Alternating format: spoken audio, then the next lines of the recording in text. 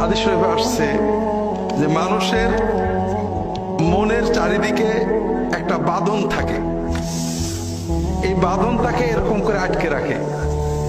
যখন সে দান করার সিদ্ধান্ত নেয়, দান করে, বাঁধনটা কাটে, কাটতে কাটতে সে স্বাধীন হয়।